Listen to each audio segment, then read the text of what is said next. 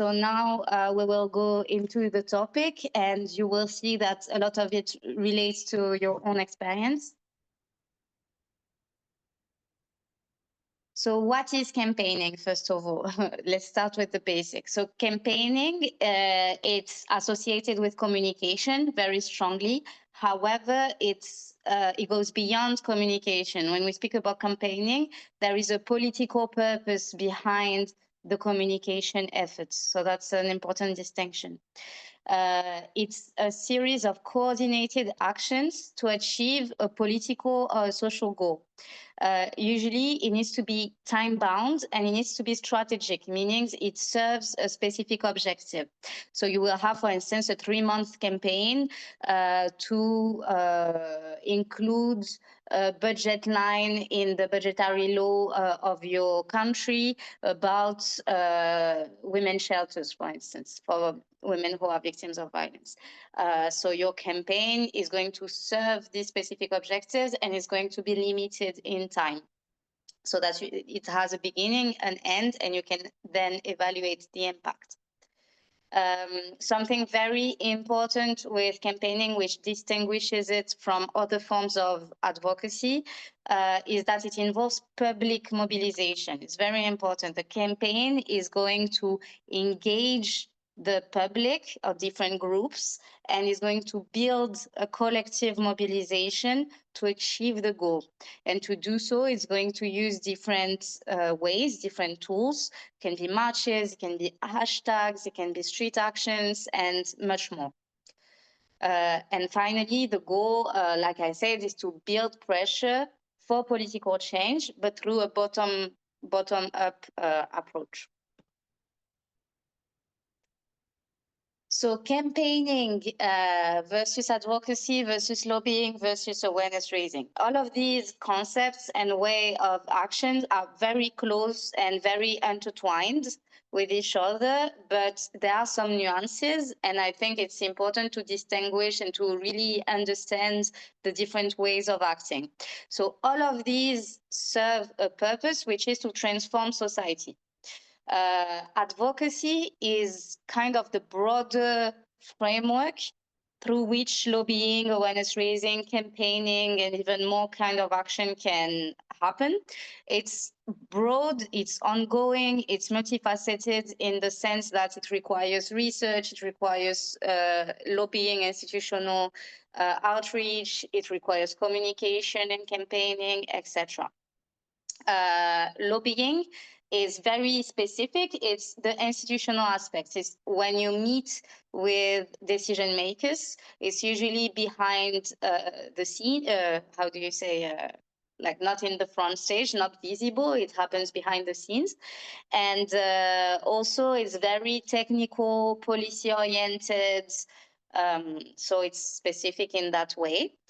Awareness is about informing and educating the public. And what is important is that when we speak about campaigning, there is always, or most of the time, an element of awareness raising, because we want to inform our target group about an issue. But in the context of campaigning, awareness raising is not an end in itself. It's a tool. It's a mean to an end. And so we want to inform people in order for them to take action. And so a campaigning effort always needs to have a call to action that is very concrete. That's the difference with awareness raising. So it's important to know that, because it clarifies your strategy, it can prevent confusion, and also enable collaboration, because when you reach out to different stakeholders, you know exactly what you are expecting from them and in which kind of efforts you are engaging. So why is campaigning important? Why campaign as a women's rights organization? So campaign, the way I put it, is how we shout together what is silenced when you're alone. So again, going back to this collective aspect of campaigning, which for me is also a very important distinction from the other kind of advocacy that we have seen just before. So lobbying, awareness raising, those are things that you can do on your own. But campaigning, the very essence of it is to build collective action and collective momentum. And so what it can do, campaigning, is first of all, make visible issues that are usually ignored, pressure institutions. So speaking from the French perspective, all of the women's rights or feminist achievements that we have conquered in these past decades, it's always been when there is public mobilization, which brings pressure on the institution. And then we have allies within the institution that can bring a law proposal, but nothing happens without the public pressure first. And then mobilizing solidarity and allies. So a campaign doesn't have to have a purpose that is related to policy. It can be to raise money to support a community. It can be to build network or to encourage, solidarity building within a community or a neighborhood, etc. So it doesn't have to be policy oriented. That's also another distinction from lobbying and advocacy. So yes. So a few good practices or feminist good practices about campaigning. So first of all, there is the principle nothing about us without us. So something very important also about campaigning is that it relies a lot on storytelling. And because it does, it's very important to have at the front stage or to give an important space to the communities that are the topic of the campaign, the people that are affected. So in that case, it would be migrant, asylum seeking and refugee women and girls. So to give them space to have their own voices represented, to avoid tokenism, to ensure relevance, and also to be as close as possible from their realities. And to be more impactful as well, because through testimonies, we can bring emotion and then impact. So for this, capacity building is very important to create spaces such as workshops, meetings, webinars, where migrant women are able to speak up, to build skills, to support each other. And in that way, I would say in campaigning, the process is almost as important as the outcome, because you are going also to build community, solidarity, networks, partnerships, and build the capacity of the people involved through campaigning. So it's not only an effort that should be measured in terms of what impact the campaign has achieved, but also how the organization grew structurally and internally while building the campaign. Then prioritize accessibility is also a good practice. So by this, we can include a clear language, so avoiding technical jargon, which is more, used for lobbying, where you do some policy briefs or some infographics that need to be very technical, very policy specific. Here in campaigning, because the primary goal is to mobilize largely, it's better to be simple, clear. In the case of having migrant women as a target group, to identify and use key languages that they speak, use diverse formats as well to reach diverse audiences. So it could be visuals, could be videos on social media, and if you organize events, also prioritize accessibility. So places that are not too far away, places that have childcare facilities or are family friendly, or that kind of aspects. Then a good practice for your campaign is that it's grounded in reality. So it starts with the preparation work of gathering testimonies, gathering data, really truly understanding the issues to ensure that the campaign meets the actual needs. And also including an intersectional aspect in the sense that sex intersects with other factors such as status, origin, class, etc. So going now into the more concrete methodology for designing a campaign, step one is always starting with a clear goal. Because the goal is the larger thing that you want to achieve, and then you will define specific objectives within this goal. This preparation phase is extremely important, because if we go right away into the campaign without having analyzed clearly what we want to achieve, is going to be definitely less impactful, because you're going to tailor the methodology, the channels, the target audience, the action of the campaign based on the objective that you want to achieve. So sometimes it's a step that is a little bit skipped, but it shouldn't. So the objectives should be specific. They should be achievable. So for instance, you don't have an objective that is very vague, such as stop discrimination, or even stop discrimination against migrant women. It needs to be linked with something concrete. So for instance, amend the city's integration plan to include free language classes for refugee women by next year. So now you have a framework, you have a timeline, and so you know what you want to do. Or it could be gather 5,000 petition signatures to support this policy that is in the making and that you think is good.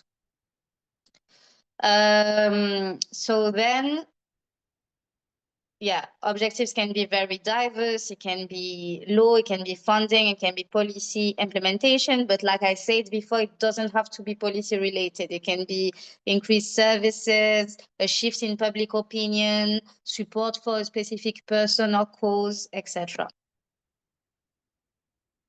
So usually a good practice is to use the SMART methodology when defining your objectives. So like I say, making them specific, but also measurable, in the sense that it's good to have concrete indicators that help you monitor your impact when you campaign, especially when it's advocacy campaigns, because it's sometimes difficult to measure to what extent what you have done is useful. And it's important to measure it also for funders, for your audience, and for yourself to make sure that your resource allocation is also put to good use. So measurable, achievable. So it's very important to, especially if you're starting this campaigning work and your organization is not yet very experienced, to set small realistic goals that are achievable, so that it builds momentum. Because if right away you set a goal that is not achievable, it's going to discourage the volunteers, the staff, and it's not going to enable you to really build the organization potential for advocacy. As I mentioned before, the process of campaigning leads you to form partnership, increase your visibility, mobilize the public, recruit volunteers, etc. And so if you do a small campaign with a small objectives, it's going to help you scale up and then go for higher, let's say, goals. It needs to be relevant, like I say, grounded in the realities of the community that you want to support, and it needs to be time-bound. Again, it's very important. Is it a long-term goal? Is it something that you want and you can achieve in the next few months, etc.? So you can reflect on this. Then, once you have decided on your SMART objective, you have to prioritize and to plan. So that's the step two. No, sorry, before planning, you go to the target group, that is linked with your objectives. So the objective is defined. You have to think, who is going to help me achieve this objective? So it's directly linked with what you want to achieve. So again, if it's a policy change, your primary target is going to be the relevant level decision makers. So national MPs or local government or EU institutions, for instance. Then if you always have a secondary audience. Secondary audience are the people who can influence your primary targets. So in your advocacy campaign or your campaign more generally, you will target, first of all, your primary group, but also secondary audience, calling for them to support your efforts and to amplify them. So that would usually be the media, the general public, but also it can be influencers on social media. It can be other organizations, it can be trade unions, it can be researchers. So depending on your objective, secondary audience is basically allies that can amplify your message to your primary group.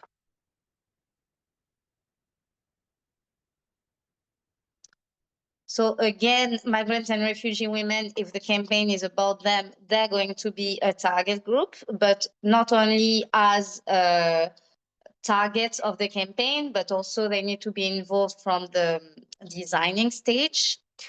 And once you have defined your different primary and secondary target groups, then you can do an audience analysis. So basically research what matters to each audience, in which channels through which channels you can reach them, what are the topics that are important to them or interesting to them. Something that is very interesting as a tool is an analysis that is conducted by the European Parliament in the context of the EU election. So the last one was in 2024, so it's quite recent, and it analyzes across all EU member states based on different age groups, sex, etc. What are the key topics that they care about for when they vote for the European election? So some of them, for instance, youth are interested in issues related to climate change, also migration. Some other groups are focused on security, border control, etc. And so it's interesting to look at this kind of data so that you can also target your messaging according to your audience to be the more effective possible. Same with the channels. So depending on who you are talking to, you will go to social media, organize events, or go to, TV media outlets, or organize bilateral meetings, etc. And because of capacity, of course, it's important to remember that quality outreach beats quantity. So it's better to put your resource and efforts to reaching a few targets, but in a sense where you achieve their commitments, you're really engaged with them, rather than sending massive outreach and with no action, no repercussion. So when you have your objective and you have your target audience, then you go to your key message. The key message is a short sentence, a short statement that summarizes your problem, your solution, and the urgency, why it needs to be tackled now. So it needs to be very clear and indicate a call to action. And ideally, it needs to be appealing, compelling, maybe build on some emotional aspects, or in any case, be impactful. And it needs to be short. It needs to be something very understandable that in 2-3 sentences maximum, you can explain what your campaign is about. If you don't have this, if internally within your team, you're not able in one very short statement to explain what the campaign is about, it means that it still needs to be refined. So I gave an example, migrant mothers deserve safe healthcare. We urge the EU to ensure access regardless of status, so no women die giving birth in fear. So that's an example of a key message of a campaign. What is very important in campaigning, it's storytelling. So to always humanize the issue. It's important, of course, to bring data, to bring facts, but usually because, again, going back to the beginning of the presentation, the primary goal of campaigning is to mobilize, to build community that is going to spread your message and to build pressure, to build momentum, you need to use some techniques that are going to inspire people, to mobilize them, to make them engaged with the issue. So for this, storytelling, emotion, humanizing, using testimonies of photos, images of faces of real people, all of this can help people connect to your cause. Okay, so now we go to you have your key message. So it needs to be translated into the campaign, basically.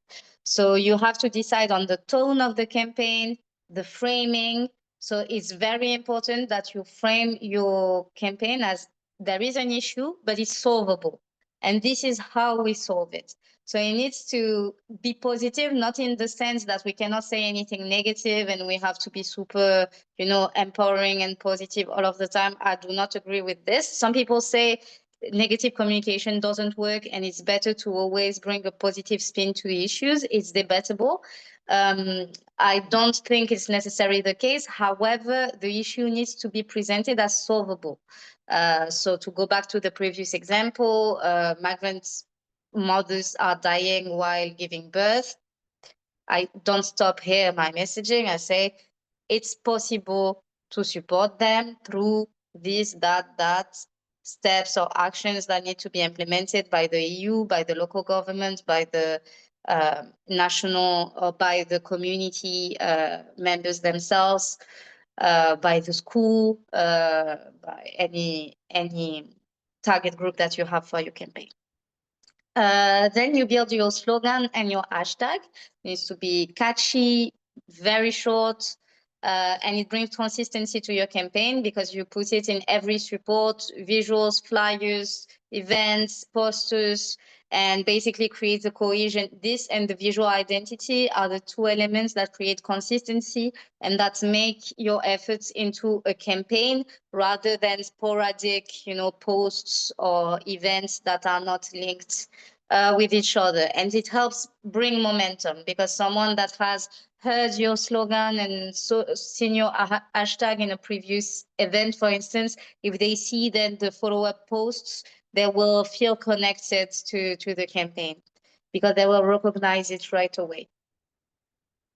And it's good practice also to have like a one pager at the beginning before the launch of your campaign. When you're still in this design phase, you have brainstormed about your objective, you have translated it into a key message that is tailored to your audience.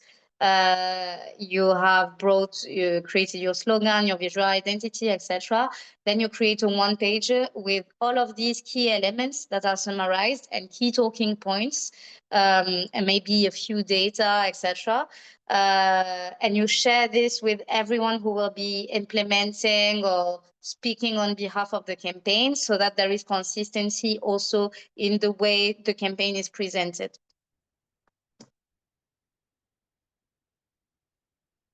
Okay, so now we arrive to phasing and preparing the timeline for the implementation. So it's important when you think about your timeline, again, to be realistic, to set achievable goals. So to really plan ahead. Can be a 6-month campaign, can be a 1-year campaign, it can be also something shorter. It's interesting to link it to key milestones. So that could be international days that are relevant to your campaign. That could be national events or specific decision-making process, or some news that has happened, like there is a trial legal case bringing attention to your issue nationally. It's going to be good to capitalize on that because probably the media is going to pay attention, etc. Or it could be, an dramatic event that happened in your local area, like, I don't know, migrant woman was victim of femicide or something like that, and you can build on this to bring attention to the issue. So that's why the timeline is prepared ahead, but also it needs to be adapted and adjusted as you go, because some events you are not able to foresee. And I gave an example of a timeline, but it needs, of course, to be tailored to different needs and contexts. So there is always a preparation phase. So it can take up to 2 months, for instance. It's also during this preparation phase, on top of everything that I described, you can do also SWOT analysis of what are your strengths, your weaknesses, the opportunities, and the threats. And through this, you can identify partnerships that can help you mitigate the risks, protect the people involved in the campaign if you feel that the issue that you're tackling is going to receive backlash. So you can plan for this. You can also find partners that can support with resources that you don't have, such as, I don't know, researchers who can provide data, or it can be a bigger NGO that has funding, or pro bono lawyers, for instance. So it depends, again, on the context. Then phase 2 is going to be the launch and building the awareness around the campaign. So this is very important, because for a campaign to be successful, ideally it needs to be very visible from the beginning. So it's good to have a launch that is associated with an event or with a key, international day, or maybe piggyback, I think that's how you say it, like in an existing event. If there is a festival or community event where you know that your target group is going to be there massively, you can use this to launch your campaign as well. When you know that there is an action that is going to attract media coverage. Or otherwise, if there is nothing like this, you can also have a social media launch. But again, it's important to mobilize ahead bigger accounts or influencers, etc., people who can disseminate and bring visibility to your action. So sometimes you will spend, I don't know, several weeks or several months building the content of your campaign, and then you post it on social media, and that's it. It kind of dies there. That's because of lack of strategic planning of how to visibilize it and to multiply it. Phase 3 would be mobilization. So again, going back to the goal of mobilizing the public and bringing collective momentum around the issue. So this could be done through community workshops, petitions. Some of you have experience with that, rallies, and more. Lobbying could be the fourth phase if your campaign has a policy goal. If your campaign doesn't have a policy goal, then this is irrelevant. And like I said, you adjust the phases according to your context. So still in the planning or preparation phase, it's important to assign clear responsibility and roles within the team, especially if the team is small. Same with budget. Even if there is very minimal budget, it's good to have some kind of planning of how much it's going to cost, even if it's just staff cost or in-kind participation. It's important to document all of this, because also for funding purposes later on, to be able to put number on your action. And flexibility, I already spoke about that. So it was said during the introduction, when each of you participated, presented some campaigning action that you did in the past. We know that campaigning online is a very good entry point for civil society organizations, because mostly it's free. It enables us to reach a large amount of people without too much resources. So it's a very important space for democratic participation and outreach and campaigning and awareness raising.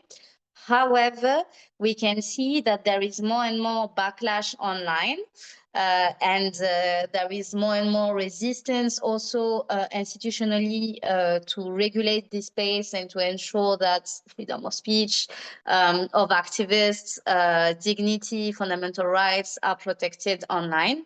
And so I wanted to hear your thoughts about that. What do you think? Why do you think we need feminist campaigns online? Why do you think there is so much backlash? And how do you think we can protect ourselves and kind of tackle this effectively? Do you have any thoughts about that? You can just, raise your hand either digitally or put your camera on or just take the floor.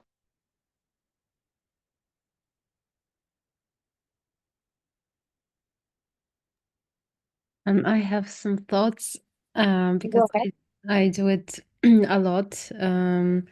And I feel like it's very complex because one thing is that there is like information chaos, like there is so much news, and you somehow have to push through it with your message, and that's very difficult, especially if you don't have I don't know, like too much money for paid promotion and distinguished materials, but also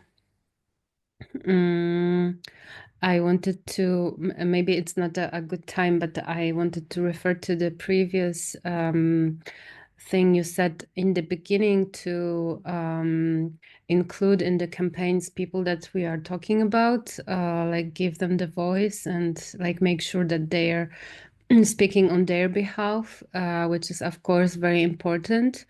But from my experience, it's also very difficult to find people that genuinely want to do that, because usually they also have you know bad experience or been through a lot, and it's not like they just want to tell everyone about it. Also, another thing is that usually if it's someone with a refugee background and it's like in one town, then a lot of organizations or journalists are already trying to contact this person because they somehow saw them somewhere, and they kind of know that maybe they will be willing to say something.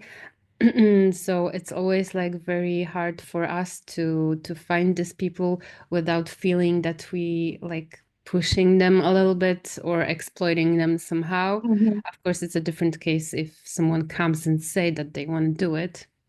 But yeah, I'm curious how other organizations do that, because for us it's always a big challenge. Absolutely. And thank you very much for bringing that up. This is why I put this in connection with capacity building, right? Because I agree with you 100%. And especially for us in ENOM, we work a lot with the issue of sexual exploitation. And we know, for instance, that in the case of survivors, some of them are very involved politically. And so they get a lot of, everyone wants to meet them, everyone wants to interview them.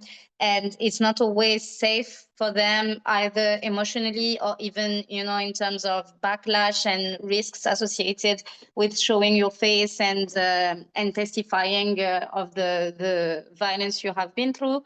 And also not everyone is able to do that, right? So through campaigning, I think it's important to create spaces for the affected group that enables them to speak about what they went through without necessarily facing the public about it. And this can feed the campaign and the key messages, etc. It doesn't have to be the affected group as in the front line as spokeswomen but in the designing of the message, in collecting the lived realities and experience that is going to shape the definition of the objective and the message and the target audience, etc. It's very important to find ways to have this active participation, in my opinion. But then also there are, for more direct participation, there are different ways to do it. So for instance, we have worked I'm part of an organization which is a member of the European Network of Migrant Women. It's called Oser le Féminisme in France, and it has been supporting women victims of the pornography industry. And we know that at some point, we've been working with this issue for years and building more and more awareness around the issue, with some success also institutionally. But we know at some point, to reach the public in a meaningful way, they need to hear from these women directly, because, you know, we can speak on their behalf, but it's not going to be so impactful. So what we have facilitated is that we put in contact some of the women who were willing with French authors that are already established and feminists, very importantly, and well known. And together they wrote a book of testimonies that are co-written by these women victims in collaboration with professional authors. We have also convinced a big media platform to have TV sets with the women who wanted to testify, but face and voice hidden, which is not, you know, very usual, but it brings, you know, a compromise between listening to their stories firsthand and the words that they're using themselves to describe it, and still protecting them, because the videos of the violence that they went through is still online and they cannot, you know, testify with their faces in the open. So anyway, there are some, you know, ways to involve affected communities without putting them at risk. It's very important to consider in the preparation phase, if you want to involve the affected communities, what are the risks that they can face for being involved, and how can we collectively mitigate that, and to make sure that the persons are aware of what they are doing and the potential consequences. Third thing is, when we speak on behalf of the affected communities, I think it's very possible to convey the message, so especially as grassroots organizations. A lot of you are in direct contact with, for instance, women victims of violence or women facing different issues. So using their cases, which can be anonymized, as an example when you're engaging in campaigning, can be done. But I think it needs to be done ethically, in the sense the stories shouldn't be changed. We shouldn't put words into their mouth that they didn't use. They need to be aware that their stories is used for such purposes, etc. So a lot of things also to discuss and consider internally. I have participated in an event recently in Brussels with young people from across Europe who wants to engage in advocacy at EU level, and they were preparing speeches to defend some proposals that they have. And one of them wanted to speak about reception conditions of migrant people entering the EU, and how to have better mental health services in reception centers. And they started with a quote from an article. Basically, they read an article about a migrant young man who killed himself in reception facilities, and they invented a quote from this young man based on the article. And so I said, you can quote the article, but I don't think that ethically you should invent a quote from someone, unless it's an artistic performance or something like that. So it's always, you know, different things to consider regarding this. And it's not easy to involve the affected communities, but I think it makes the campaign more effective. I don't know if some people have any thoughts about that, or going back to also the digital campaigning.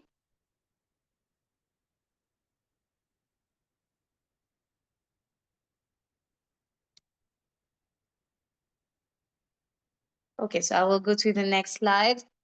So about this digital campaigning, I think, and I wanted to really highlight it, that it's important to understand the double standards that exist in social media right now, where we have algorithms. I'm speaking about the main platforms such as Meta, Twitter, for instance.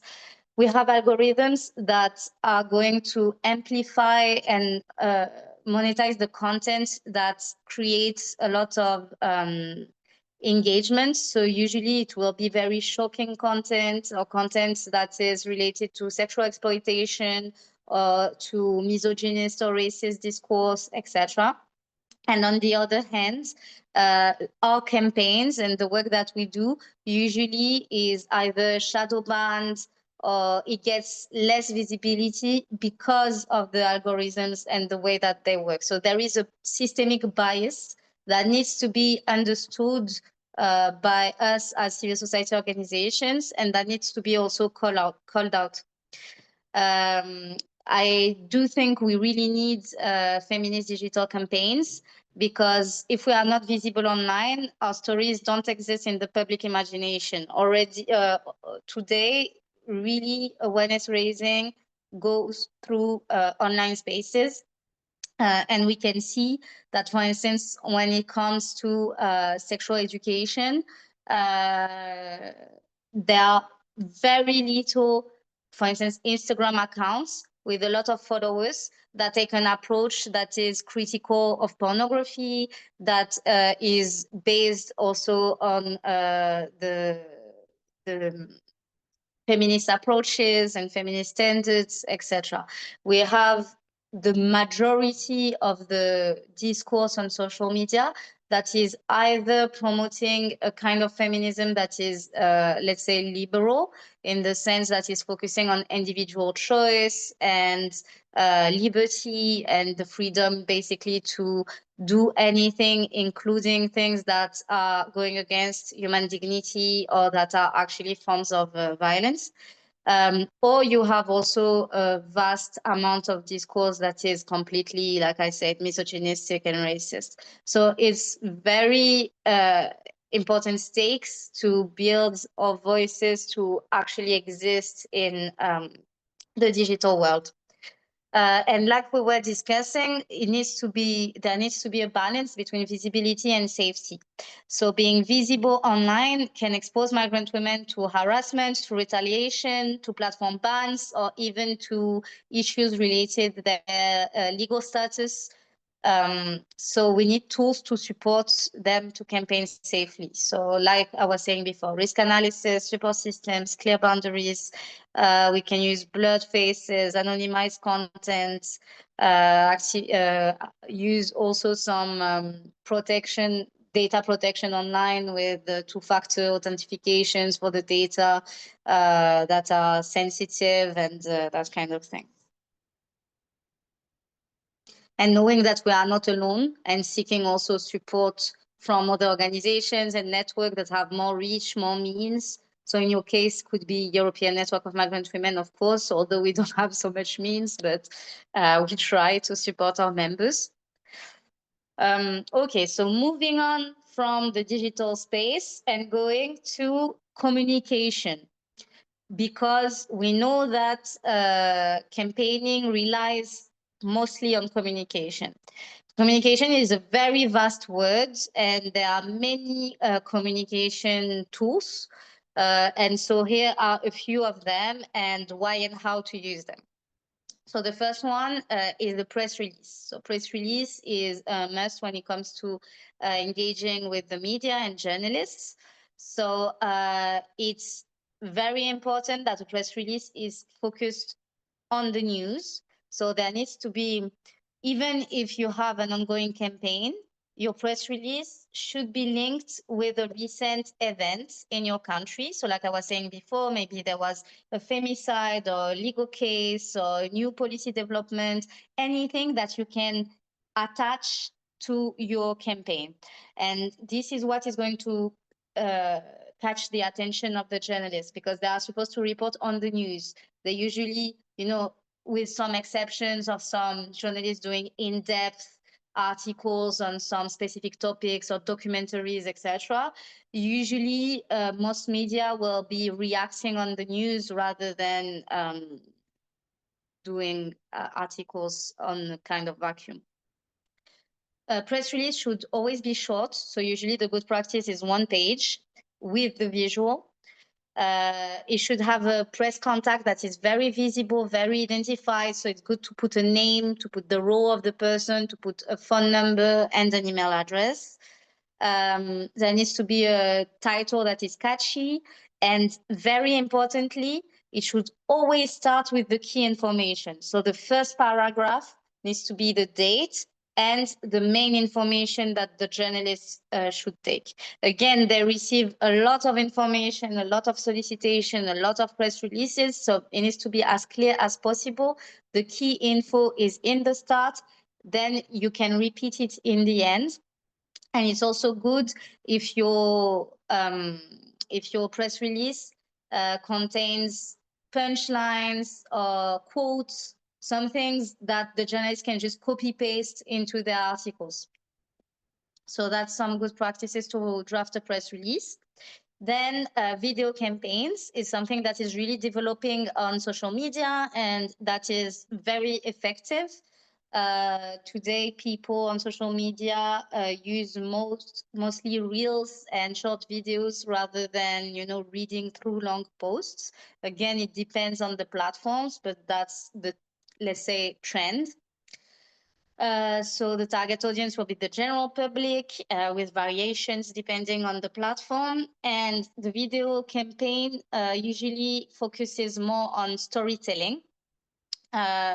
Videos should be short, so usually 1 minute or less, because that's the attention span of people online. It's good if the content is harmonized but diverse so that people don't feel like it's repetitive and they're watching the same thing.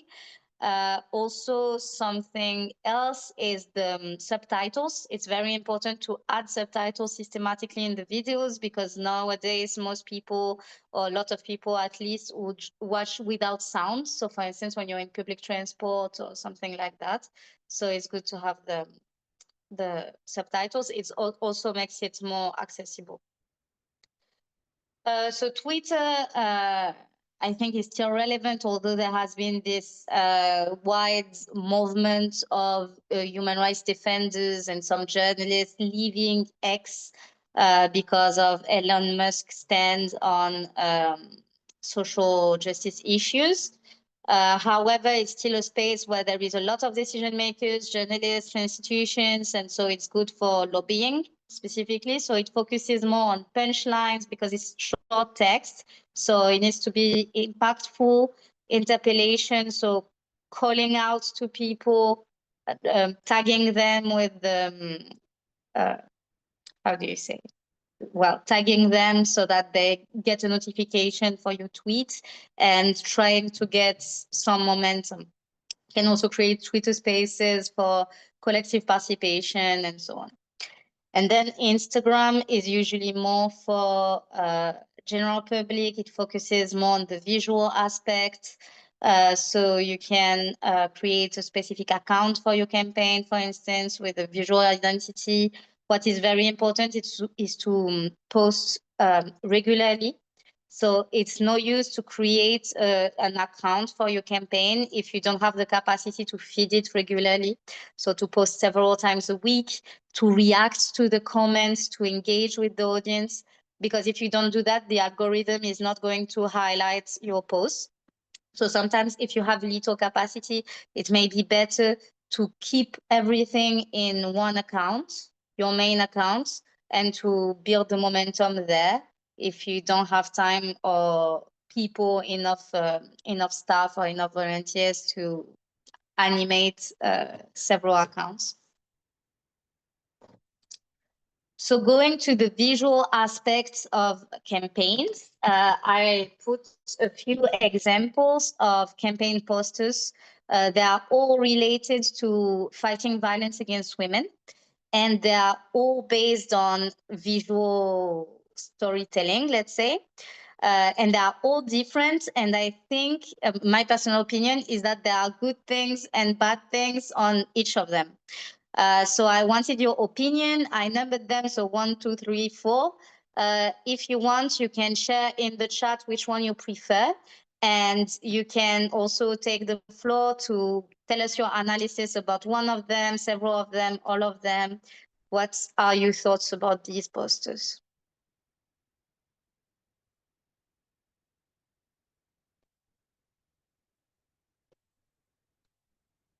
Okay, so Sasha prefers the ones.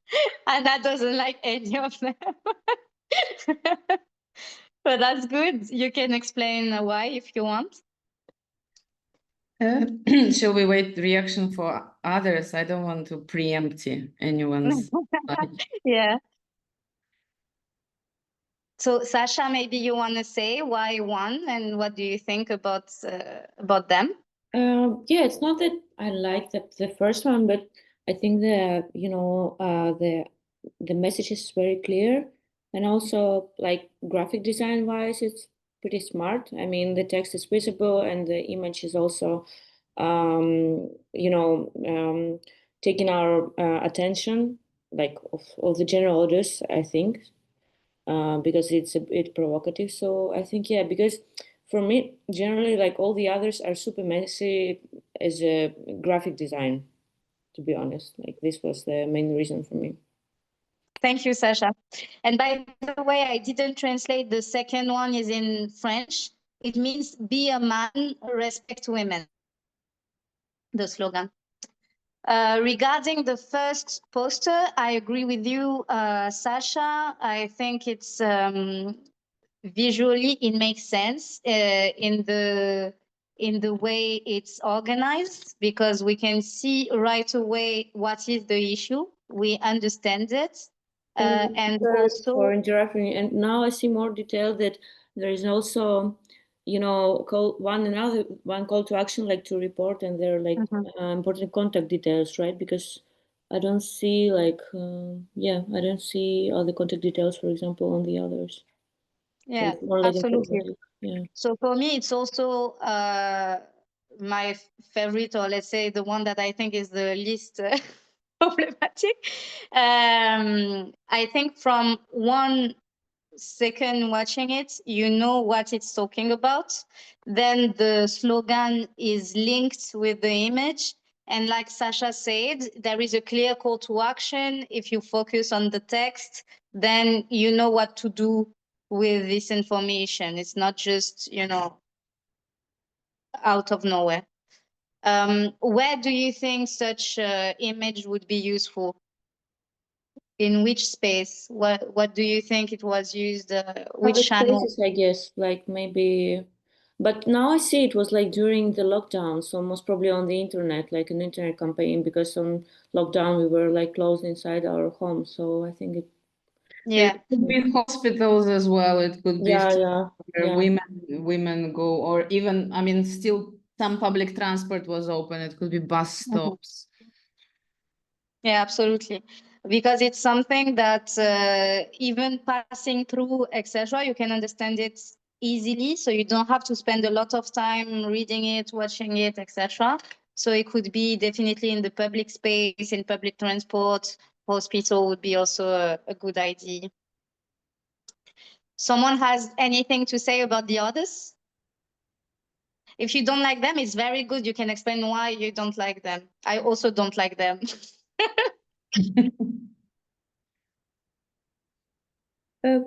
Again, I'm sorry if anyone else want to No, go express. ahead, go ahead. No one is raising their hand or jumping in. Yeah, like I mean, the third one, it's not in the good quality. It's very massive. You cannot read the text. Like it's very confusing, and using different styles of images and fonts. And also the fourth one is also like color-wise, it's not the best decision, let's say. Again, I'm sorry. I'm mostly commenting as a consumer of the content, let's say, right? But like have my attention on the first stage, and then if you want to read, for example, the text on the third one, it's pretty hard for me at least. Yeah. Thank you, Sasha. I think Veronica is raising her hand. Yes, I'll prefer. For me, it would be better to see some posters with men that are accused or shows forms of abuse or how maybe penalty of for abusers. Because every time we through this through these messages, pictures with women, we every time like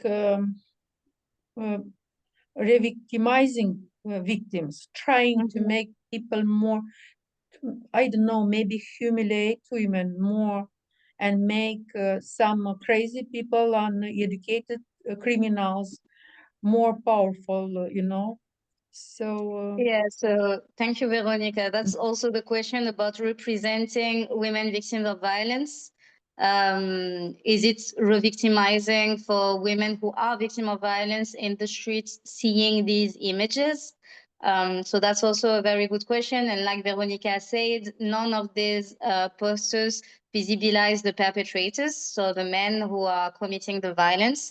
So that's also a good point, that in campaigning, it's important also to speak about where the abuse is coming from, right?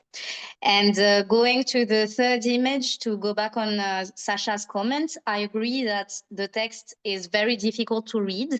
So that's something that is very important when you design visuals for your campaign. The main thing about the visual, even beyond, you know, the fact that it's appealing, is that it's understandable. If people cannot read, find the information in your visual right away, it's gonna jeopardize your message, obviously. And so I think indeed the third visual is messy. For me, I really dislike it, especially also with the picture of the image that is very, you know, she has her eyes closed, she's really passive. But actually, when I used it in a previous webinar, a lot of women, they were mostly older feminists, they really liked it because it's a painting. And they thought it's a good way to represent the issue through something that is a little bit more artistic. So that's interesting. The second one, I think it's a very muscular guy. And the slogan is a little bit like dumb. It's be a man and respect women. However, we have to think about the target group of the campaign. And so the target group is possibly young people, mostly men. So it would be, it's actually directed to men very explicitly. So it could be young men that are very, because this Riyad Mehri, he's a very famous boxer, right? So the idea is to use the popularity and the visibility of someone that is popular within the target groups that they are trying to reach to pass the message. And so I think strategically this can be effective. Although as feminists, we have concerns about this poster. And then finally, we have the Orange the World campaign by UN Women, which I think is really not effective because visually it's appealing. So it's well designed. But again, we have women without faces. So, and for me, they fail to do the one key thing about campaigning, which is to have an objective that is specific and a clear message. And this Orange the World campaign, it's everything and anything. So here we have fund, respond, prevent, collect. I have no clue what they mean. I'm not even sure that violence against women, or there is hashtag gender equality. So we more or less know it's about women, but it's extremely unclear. And most of the visuals from this campaign are like this. And even if you look at the picture, you have a group of women, then you have a phone, you have a wheelchair, you have phones. It's really complicated to understand what is the message here.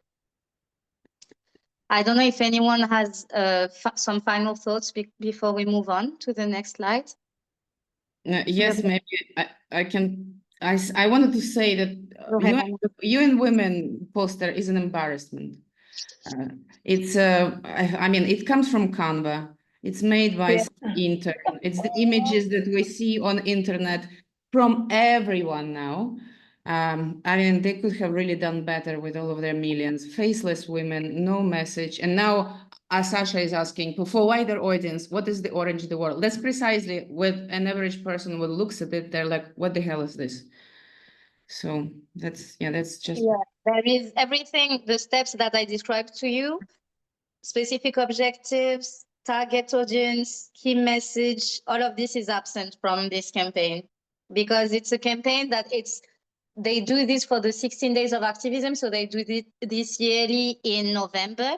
And the idea is everything, basically. So the campaign is for gender equality in every way, every aspect. So you can see fund, respond, prevent, collect. Okay, but when you're advocating or campaigning for everything, you're not campaigning for anything because we don't know what you are talking about. Sasha, you wanted to jump in again? Yeah, I just wanted to agree with Anna that this type of flat illustration is very outdated, and usually it's created like, in Adobe Illustrator. It's like the most simple way of creating an illustration, let's say. And also I think most probably this could not even work, but it could make some sense if it was a post, so having a text description, but it's not proper like poster basically for the campaign, in my opinion. Yeah, it could work somehow, but mostly like, yeah, okay, we're posting some kind of information, who cares? That's it. This is the impression I have, at least. Thank you, Sasha. And Veronica, you wanted also to say something? No? Okay, so I'm continuing with more images. Here, all of these images are focusing on one issue, which is online violence against women and girls. However, they each have different target groups. Can you tell me which are the target groups for each of the campaigns?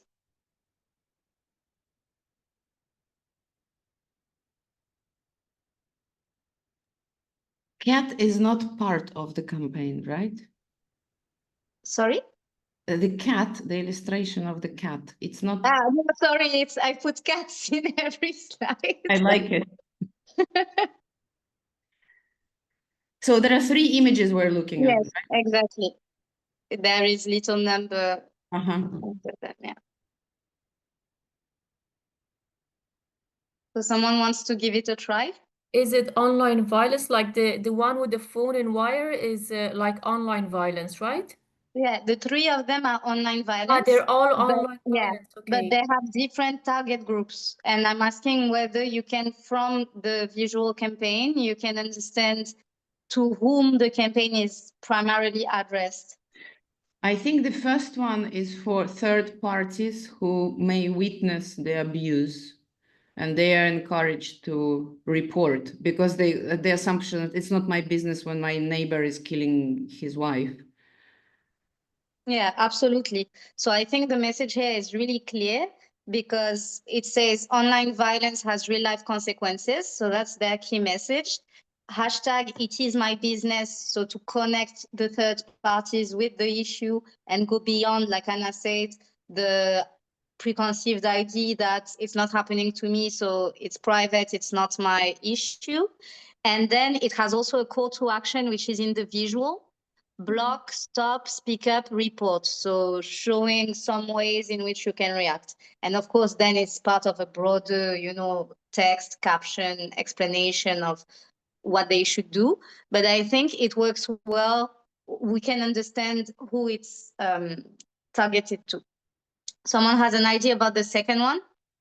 Yeah, I think it's direct to first party, right? It's like directly, for example, to women who's experiencing violence, to say you're not alone, you can and there's no helpline actually, it's just information, right? Like it's just a slogan. Yeah, absolutely. So of course, then when it's in the broader campaign, it's associated with a number for hotline or I don't know, information about their rights. But from the slogan, you are not alone, we can know and understand that this is related to victims. This is targeted to victims of online violence, to fight the isolation.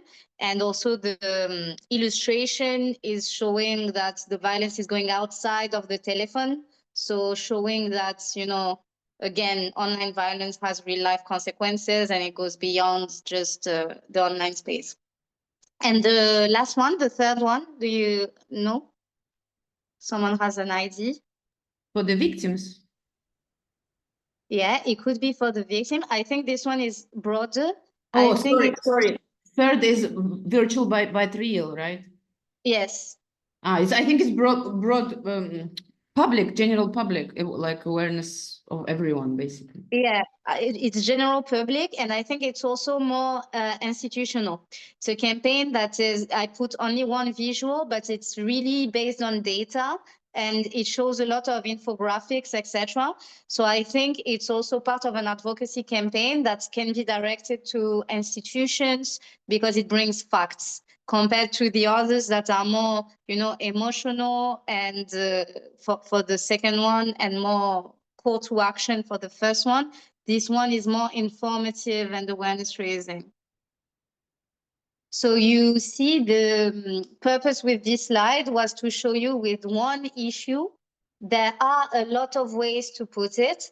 And all of the choices that are made in this visual, from the hashtag, the slogan, the colors, the way it's framed, the information that are in the visual, the illustration as well, all of it derives from the key message and the target group. And of course, the specific objective.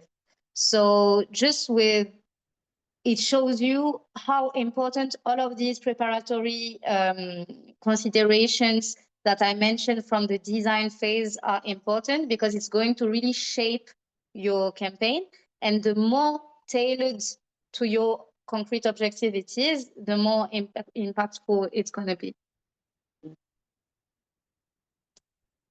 Then going back to your campaign, you have prepared, you have brainstormed, you have your visual identity, your message, everything is into place and you're implementing now. So you have different tools, different tactics that you can use for the implementation of your campaign. So there is public awareness. So it can be very low cost and high impact. So for instance, organizing rallies, creative street actions, can be flash mobs, etc. Things that don't cost money, but they're going to bring attention to your issue.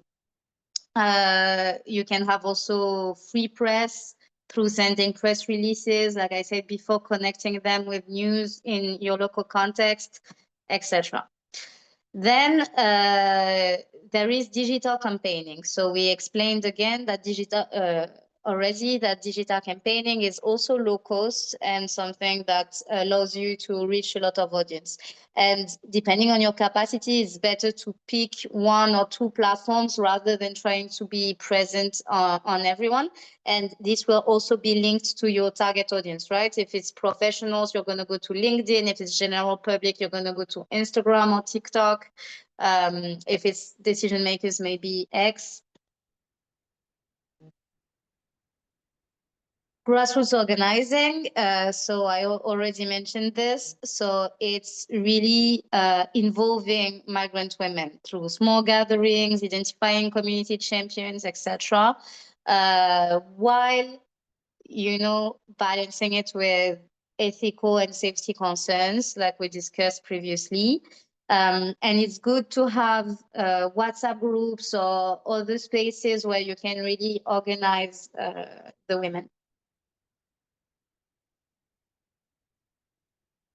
Then there can be also lobbying actions, so direct engagement with policymakers, creative storytelling.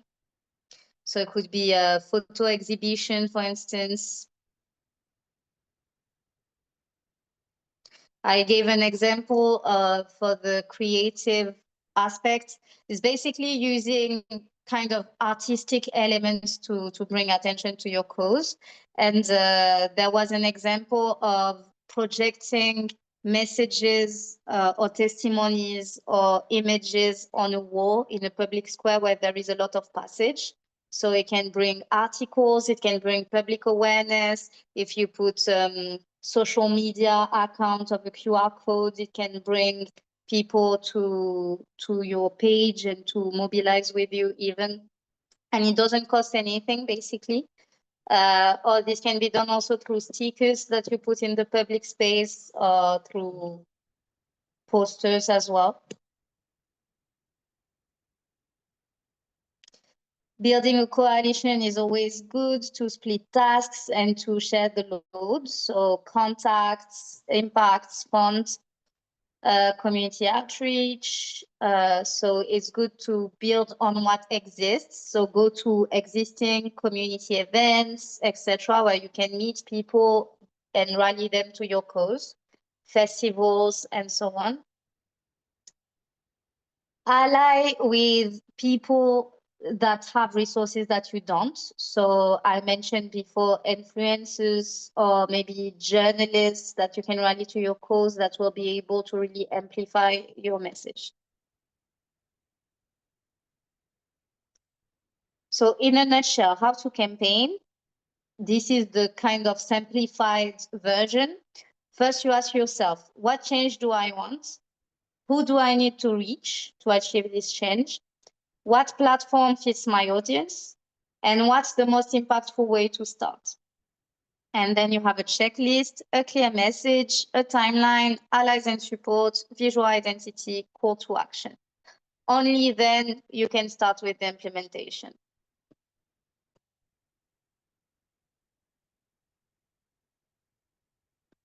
So then I wanted to give you a few examples of campaigns. So one took place in France. It was for the recognition of asylum for sex-based persecution of women, because in the EU, up until recently, or still in the qualification directive, there is no explicit mention of violence against women and girls as ground for asylum. And so it was a coalition led by La Marche Mondiale des Femmes, so World March of Women, and it gathered 250 feminists and human rights organizations to demand this better protection for, it was for migrants and refugee women and also lesbian migrant and refugees. And so the way they did it, first of all, they started with a petition, which was EU-wide and available in multiple languages. They chose a significant date to mark the end or the culmination of the mobilization. So that was the anniversary of the Istanbul Convention. They mobilized online first with workshops, strategy meetings to really mobilize large number of people in different countries around the issue. And so then when COVID stopped, they organized a large demonstration in Nice. So that's the south of France, near the border with Italy. And it was called Everyone to the Borders. And so women from all across Europe came to gather there and to protest the Fortress Europe. There was also a storytelling aspect because they published a book and social media posts to highlight the testimonies of some asylum-seeking women. And so the petition in the end gathered thousands of signatures. It was submitted to the European Parliament. It didn't lead to a direct policy change, but it succeeded in putting the topic in the institutional debate in the EU. And also it showed how women's rights organizations can mobilize across border, even in time of a pandemic, and how a long-term strategy can really build to significant actions, such as the gathering, such a high-scale gathering in person with women from all across Europe.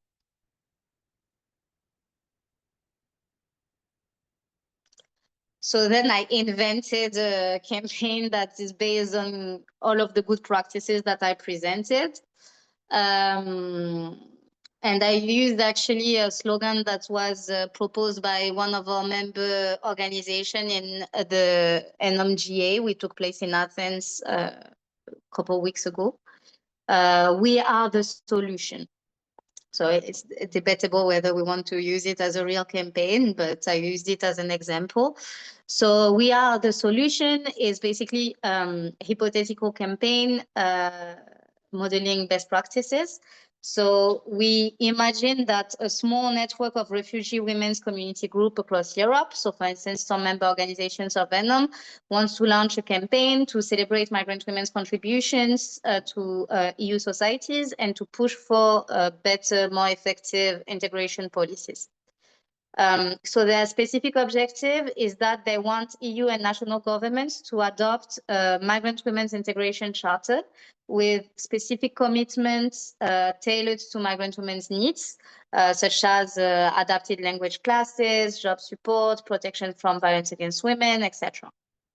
That's their objectives, and concretely to achieve this, they want to have 100 MEPs and national MPs to sign that charter within 6 months. So it's time-bound, it's specific, and there is a clear primary target group. And there is a secondary target group because they want to raise public support with the goal of collecting 50,000 signatures to their petition to build a public mobilization to encourage decision makers to sign the charter. Because you can go to the lobbying meeting with the petition and saying, this is an issue that the public cares about. We have so many signatures. So now we want you to take a stand and to commit. So both are feeding each other. In terms of strategy and audience, so like I say, primary targets are policymakers and the secondary audience, the general public, and also other allies, such as CSOs or journalists. And the framing of the message is that integration support is a win-win situation. So you remember I told you we should have a solvable issue and be solution oriented in the framing of our messages. So here we say women can thrive and contribute more to European societies when they are properly supported. So the slogan could be her future, our future. The hashtag could be we are the solution. And then the campaign materials can be centered on storytelling. So for instance, we have short videos of migrant women from different countries sharing their journeys, or we can have infographic showing migrant women's economic contributions to different EU societies. We can have quotes, etc., etc. We can have a traveling photo exhibition. So this is to be decided within the group building the campaign. And there is a community engagement element from the start, as they are holding virtual meetings involving women from 10 countries to ensure that the messages are tailored to local contexts, but they're also amplified in different countries. And there are established partnerships with broader NGOs to amplify the reach, such as the European Network of Migrant Women, maybe to promote the message with the EU institutions. And they kept migrant women at the forefront. And they also ran local storytelling workshops to build capacity of migrant women to also promote the messages. So here we don't have any results because it's a false campaign, but we can imagine that it reaches positive outcomes because it's based on good practices. And on the other way around, I wrote another fake example of a very bad campaign that is not following any of the best practices, kind of like the UN campaign. And so basically, it's a group who wanted to have a campaign to stop all bad things. It's a group that wasn't successful because they made several mistakes in their campaign. So first of all, their goal. Thank you very much, and thank you, Anna, for filling the blank. Sorry about that.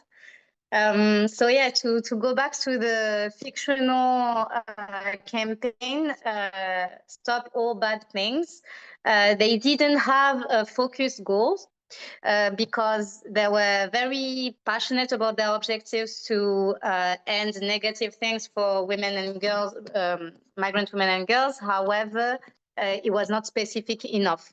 So basically, the people seeing the campaign didn't know what it was about. Then the audience was also unclear because they didn't define who they needed to influence. So their activities were basically random social media posts or some events, but they never targeted a particular policy or engaged decision makers or engaged the community. So they didn't have any specific results. And then they didn't involve the community. So the volunteers who were conducting the campaign ended up burning out because there was no community outreach and no mobilization that brought support to the campaign. And they didn't reach to allies, so they didn't have anyone to amplify their message. And so it stayed within a small bubble of like-minded people who already knew each other.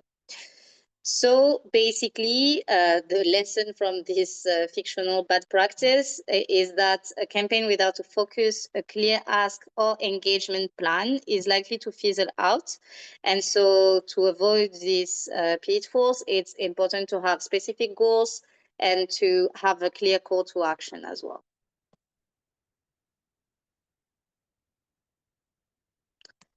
So in a nutshell, before summarizing, I wanted to focus a little bit on grassroots campaigning on limited resources, because that's the case of most of our organizations, right? We don't have a lot of money, and usually the campaigning efforts are not always funded.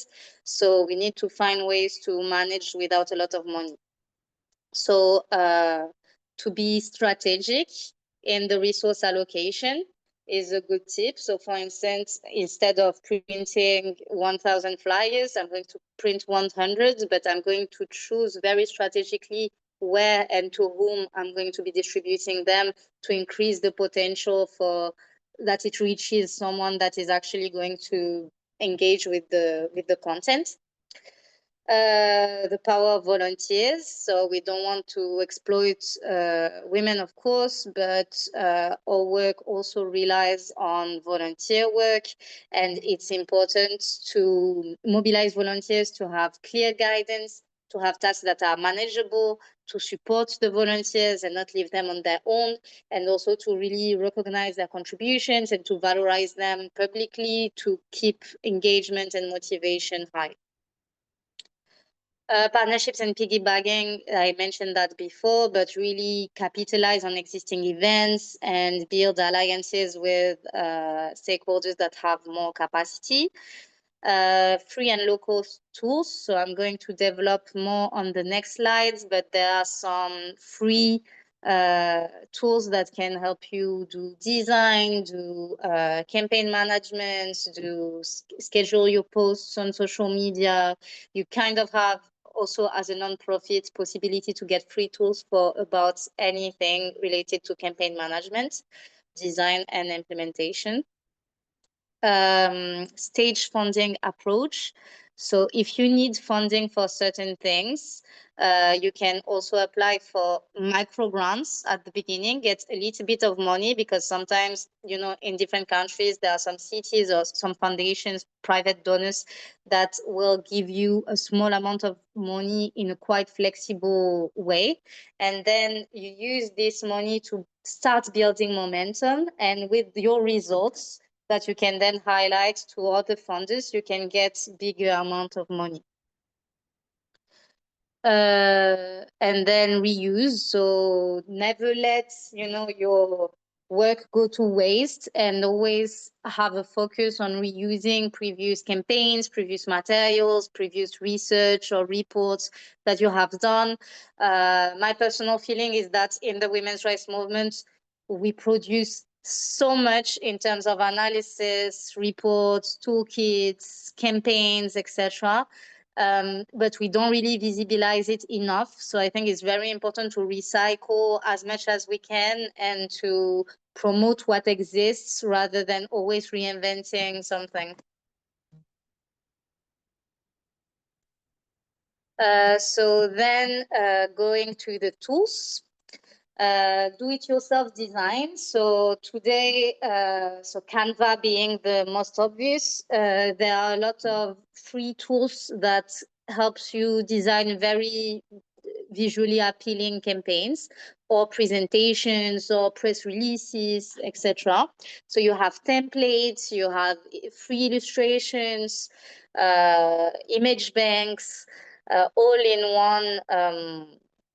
in one space. And for Canva, what is really interesting is that the premium version is free for registered nonprofits. So you can request access as a nonprofit to the full Canva premium experience. And still with design, if you don't like Canva, you can use PictoChart or Infogram. It's more for infographics. It's a very nice tool. There is also image editing tools. So I listed Pixlr and GIMP, but there are thousands, and free stock photos as well. In terms of social media management, you have some tools that can help you do free scheduling. So for instance, if you don't have a communication officer and you don't want to be posting every day, you can, on Monday morning, let's say, prepare all of your posts for the next week or even the next month. And you can pre-schedule it with these tools. So it's really time saving.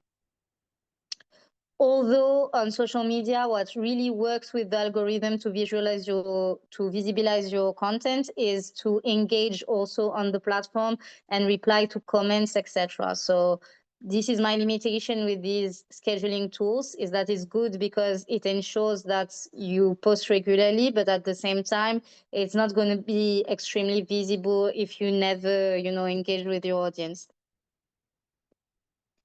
Then for video editing, I think the free editing tools that we have on our smartphones are really useful.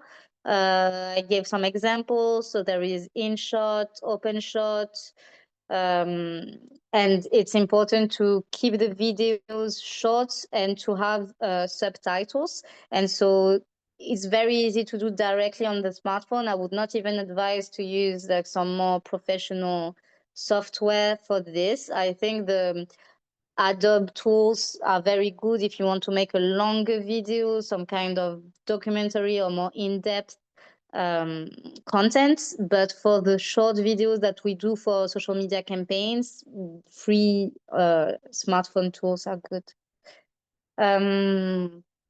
Yes, I think that's about it. And yeah, to use the resources from other organizations. There are a lot of women's rights organizations or human rights organizations that publish toolkits, resources, infographics, reports, data. So European Network of Migrant Women is one of them. We have many toolkits in our websites. So also to use these contents rather than always reinventing everything. So do you have any questions before I go to the last slide? Yes, I have more, maybe a technical question. What do you think from the experience of the European Network of Migrant Women? From the campaigns that we run successfully or less successfully, which one do you think are more, how to say, more member engaging, more stimulating to the members? Because that's the question also for us when we think about our next campaigns. And maybe, are you asking me or asking yeah, the members? I'm asking you for your experience, but also it's a question for everyone. If we are to run a campaign, for example, I mean, I understand that it will be, for example, social media gives opportunity to everyone participate because everyone has some social media accounts. But what are other aspects of common campaigning? I don't mean just the subject, but like from the technical tips that we went through, whether it is a social media, whether it is the use of art, whether it is something else, video, for example, that could be more interesting to engage members. So my opinion, reflecting on past campaigns from Enam, I think first of all, a negative lesson that we had with our video campaigns is that video sounds like simple to do. I was saying you can edit them on your smartphone, etc., which is true. But it's also important to have quality content in terms of not having background noise, etc. And it's important to keep them entertaining in the sense it shouldn't be too repetitive. So I think we had a few examples, for instance, our Fulfill campaign on fulfilling the fundamental rights of migrant women, where not all videos had a lot of outreach because they looked all of the same. So, and also they were not in very nice quality. So I think that's why. If we compare to another video campaign that we did, which was a more comprehensive campaign because it was also associated with in-person events and info sheets, etc. It was the campaign Free from Prostitution. Yeah. And I think it's the one that we did that fits the most the presentation that I made today in terms of we had a specific objective which was tailored to decision-making processes ongoing at the EU level. So basically, we wanted sexual exploitation in prostitution to be included in different frameworks, such as the Violence Against Women Directive and the Anti-Trafficking Directive that were being discussed in the European institutions. We reached out to allies, and so we were able to get funding from other allied organizations and to get resources and their contacts and for them to amplify also our work. Thanks to this, we were able to have a visual identity. We had the orange T-shirts that we printed with the hashtag. The hashtag was very clear, free from prostitution. We had outreach also to the press with the press release and the press folder, let's say, with videos and quotes. We had storytelling because we did this video campaign, which was really successful. We had a lot of views and engagement on it. And it was very diverse. It was migrant women and survivors, so going back to the affected communities, but also activists and lawyers speaking about why we should fight for a Europe free from prostitution, basically. And I think it worked very well, and it did engage several of our members. But I think the ones that were not successful also, because we always try to engage our members. So in each campaign, we have some support or some videos or something from our members. But I think in terms of effectiveness and impact, this one was the best. Yes, and then I would say also having the in-person event is not always possible, of course, because of budget, but it's a very good way to engage members and allies. In that situation, we had one-day engagement efforts in the European Parliament, where we had member organizations and partner organizations coming from different countries. I think it was maybe 11 or 9 countries, doing a gathering in front of the European Parliament. And then we had some of them, including survivors, going inside to speak directly to MEPs. And we had also a broader conference that was broadcasted online also. And so through this, we had a lot of engagement from our members. So when possible, I think that works well to have different formats, basically. It was also a combination. It was like campaign combined with lobbying, and yeah, in person and online. It was very comprehensive. Yeah, I agree. Anyone else wants to jump in to give feedback on Anna's question? What do you think could be good ways to engage you as member organizations in the campaign that the network is building?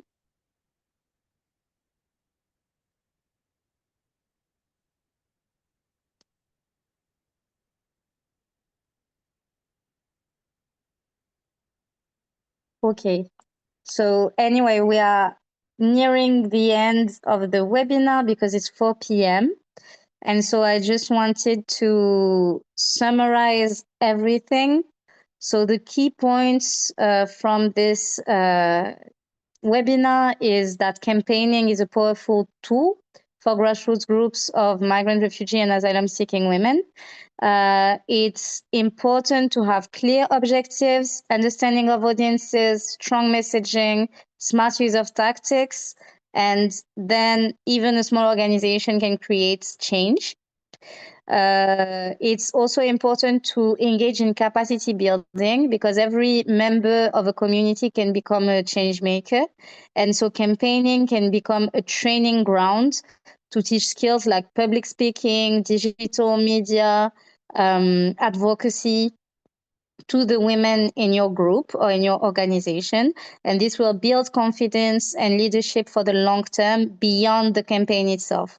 So really campaigning can serve as a ground to build your organization and the women within your organization. It's not just about external goal, but it's also to transform the power dynamics within the movement and to enable voices that are usually marginalized to really enter this process of fighting for our rights. Then what is the next step for you? Will be going back to your organizations and thinking about an issue. What's one change that will make a difference for migrants and refugee women in your context? And then use the tools and the steps that are described in this presentation that will be shared with you.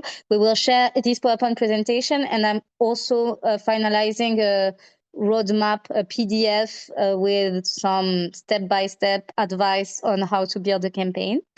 So we will share that with you, and following it, you can make a plan for a mini campaign.